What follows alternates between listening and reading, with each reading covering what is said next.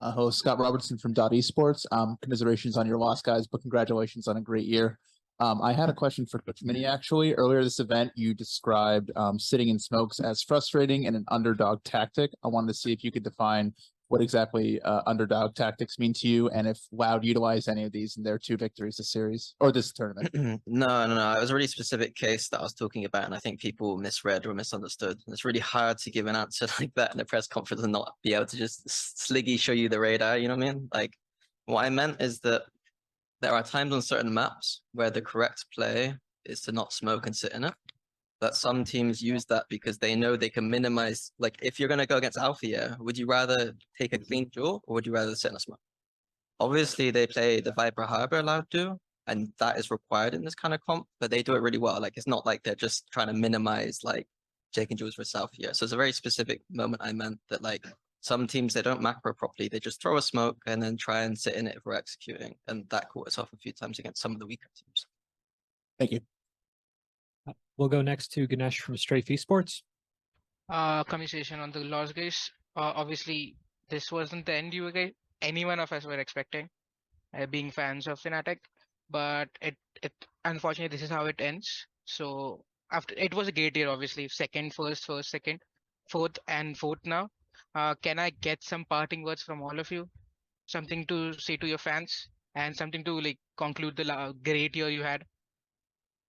Thank you everyone for the support. Yeah, I mean, we had a great year. So champions, our performance, our form wasn't good enough. And, you know, like playing Loud, they're a great team. So yeah, just thank you everyone for the support. We'll be back next year and we'll try it again, I guess. We'll go to the Razor. Hi, this is a question from the Valorant competitive community. To Mini or Boaster. Following the map vetoes, the general consensus was that Loud was advantaged in this series due to their strong performances on all 3 maps. It also looked as if Loud had a very strong preparation against you guys on the maps he played. In hindsight, do you think it would have been more favorable to float or even pick Pearl for the first time going into this match? That's great. Absolutely fucking not. we haven't played Pearl. Like, why would you play Pearl? Like, I love Reddit analysts, man. Like, why would we play a map that we haven't played all year? Like, the veto process this event for us, this game, was pick the maps that we're good at, and they're good at them too. And we got a really good showing. Unfortunately, we look like dog shit on Split, but like, you know what I mean? Like, the other 2 maps were pretty good. Yeah, we would have loved to have played a bind, but we got 13-1 by DRX. So like, what are we supposed to do? And then our Lotus, they literally like, they've clearly prepped really well. They obviously stole some of our ideas and kind of made them better in some cases maybe. And we just didn't want to go there. So we picked 3 maps that we were good on, and we looked crap on one, and we made it competitive with the other 2. We beat them on Ascent, which is like they're supposed to have like a 90% win rate on defense or something stupid, and we like took them there. So people will talk shit, but like ultimately they don't have to sit here and do the job. So yeah, it is what it is. We wouldn't have won on Pearl. Thank you. We'll go to Brandon next. Hi guys, Brandon with esports.gg. This will go to Chronicle. Earlier press conferences in the year and the other events, you know, you're very straightforward with, you know, kind of being in the moment, not too worried about past accomplishments, you know, ready to kind of lift the trophy at hand rather than talk about, you know, what happened in the past. So I just would like to ask you, you know, having won 2 tournaments this year, with it ending at champions here, are you kind of looking at the year sort of in a failing light, or do you believe it was, you know, an accomplishing year, kind of right in the moment now? How are you feeling? Honestly, of course, because of the tough loss right now, next few weeks or maybe months, you could think, I could do better there, like on champions, of course, or something else. But honestly, like just looking from a perspective, like about the whole year, I think we as a Fnatic, we did like literally the best year that everyone else did. I mean, we won 2 tournaments in a row. Right now, no one can achieve it. At least this year anymore. Only Loud can do like 2 champions in a row, and that's maybe greater achievement, but it is what it is. I mean, we'll see how they'll play in the next matches. And I think, like, you know, I will say actually shit happens. Unlikely this tournament wasn't like for us the best, and especially for me, but I'm pretty sure we will come back. Like, no chance we will leave it like as it is. Awesome. Thank you. Thank you. We'll go next to Commend. I have a question for Mini. Loud are the only team who have beaten you guys on the international stage this year, which is crazy. Is there a specific thing about their play style that works well against you? Their Haven comp deals with ours extremely well. Like it's designed to beat our comp, I think. Unfortunately we couldn't go to bind or levels because we thought that we would, look shaky there. So we just picked strong maps. As well, I think preparation wise, I think we made some errors this event, the way we did preparation. I don't really want to talk about it too much publicly, but I think privately we need to fix some things on that stuff. Like we're 3-0 down, 4-0 down, like every single map it feels like, because they've got specific ways they're doing their rounds early on, and we're just like kind of winging it a little bit, and it's just not good enough, I guess. Like we have a game plan, but it's like feels like we weren't kind of ready to do some of the parts of it. I don't know. Yeah. Thanks. Thank you. We'll go next to FD News, Facundo Dominguez from the remote media. Go ahead. Hi guys. What a roller coaster has been the 3 maps. In Latin America, Fnatic has one of the most biggest fans group of fans outside Europe. Do you have any message for them? I will say first, thank you everyone, because like I didn't expect that we will have that such support in North America, and I really love all of them. But sadly, we didn't show our good performance. So sorry for that, guys. Thank you. We'll go to Pedro next. Pedro Meroblix, GG. Got a question for Boaster. Sort of in line to previous questions, but I want to know your perspective as to what went wrong within the series overall. Was it because you guys didn't do enough from your end that could stifle Loud's performance, or how did you view the struggles from your perspective? I think first map we've had some problems at times with scrims on defense, and it's something that we were trying to fix. But it's just like I think. I don't know. We lost, I think, 2 of 3 stupid rounds. We weren't playing to what they were doing. It's almost like our anti-strat session like went in through one ear and went out the other sometimes. So yeah, it just like it's like we know what they're doing if you just look at what they're doing, but we weren't reading it for some reason. Ascent. Yeah, I mean, we won that map. It was, I think, like we changed it up. We copied BBL, watched 2 of their VODs or 3 of their VODs, and then we changed our attack, and I had the Odin, and that was a bit more fun. Defense, still a bit squeaky bum time, but it was okay. Like it wasn't the best defense. I mean, 5 rounds is pretty rubbish, but yeah, it's something to always improve on. We've not been the most consistent on Ascent defense, which is why we don't really play it that much. And then the last one, Haven. Had a game plan. Losing a pistol on attack was kind of annoying because it would have been nice to get snowballing straight off the win. But we win the first buy, but then we lose the next one. Yeah, we were just I don't know. I'd have to watch it back, but yeah, it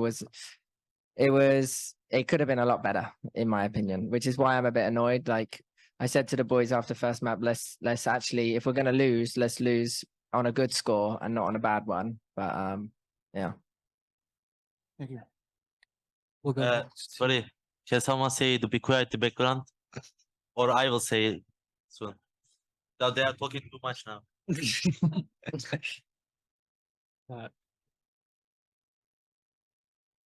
We'll go next to Nicholas Rocher from Directo Bogota. Thank you. My question goes to Boaster. At the beginning, it looked like a friendly match, and then it was more tense. Is there more pressure at the beginning or at the end of the match? I'm not really sure. Like this whole event, we've started off slow.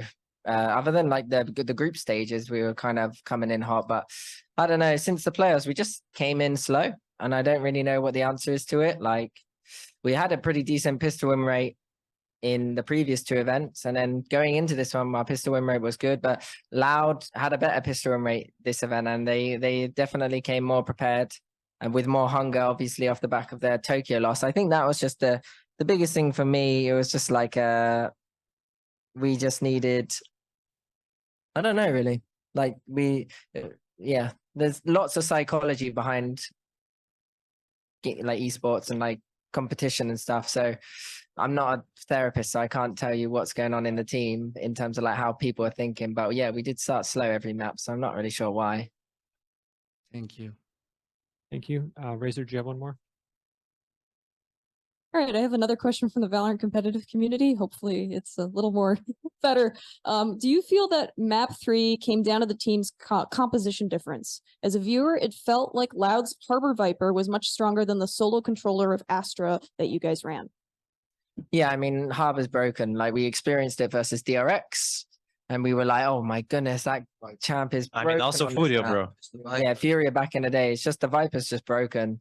Yeah, like if no changes, everyone's going to be running her. So, yeah, I mean, we had the game plan on attack. Like the first gun round, they in the smoke, we win that round. Second gun round, yeah, we just got caught in stupid ways. And then like when they did a spit, we just didn't do the plan. I feel like sometimes it was weird round. It was weird rounds.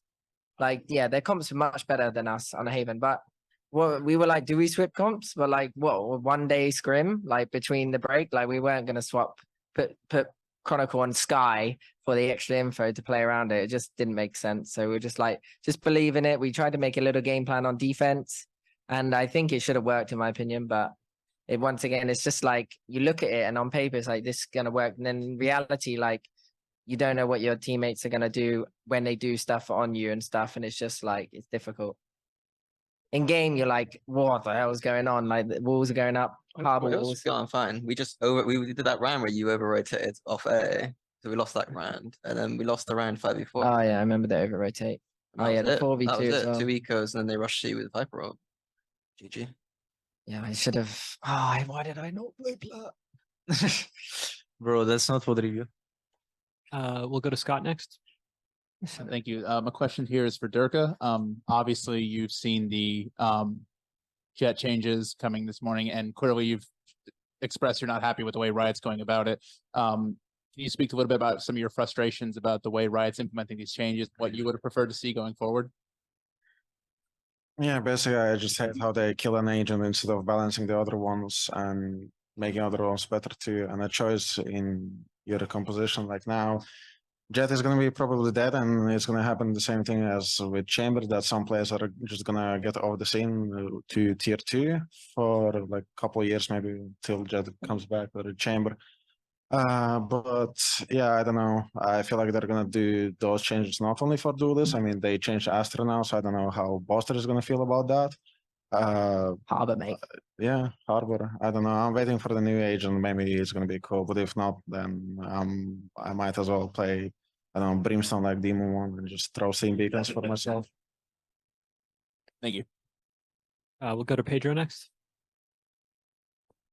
Pedro CG again. I got a question for Leo, Alpha Year, either one of you, if you want to answer. I want to know your takeaways as to the year overall, given that you guys have been one of the key contributors to the team's success, both domestically and international. You know, how do you view the year in the way that has transpired, and also how do you look back at the team's performance in Champions? You know, and like.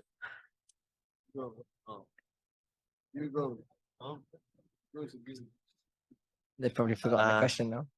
Yeah. I was saying to Leo go and I forget the question. Can I get again? No problem, no problem. How do you feel like this year has been? Like we start great. I mean, this start didn't start great for me, but we start great with team. Like we did good things on also Masters, but we also start good on Champions, but we didn't have a break time like really good. We didn't spend time with our families, and we didn't have good breaks. That's why we didn't change any comp, because we don't have change something like this. So yeah, but I'm happy and I'm proud of my team. But you can make sure we will stronger next year. Any comment, Leo? Business. Yeah, business. Business for Leo. That will be what he say. Business as usual. Thank you. We'll go next to Jin from Quang Valorant, from Vietnam. Jin? Hello. Hello. Can someone hear me? Yes. Yeah. I have a question. Everyone can answer my question. You guys finished champion in fourth place, but made EMEA region proud, being the most successful team in the region. Would you like to say to the fan who support the team this year? And the second question, do you think Paperrec, EG, or Lao can win champion this year? Thank you so much. I've said something to the fans. Leo, you want to say something to the fans? I can say again.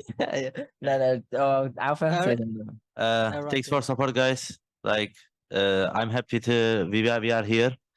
I just want to say thank you for all of them. And can I answer the second question too? Yeah. Of the three remaining teams, which do you think will win?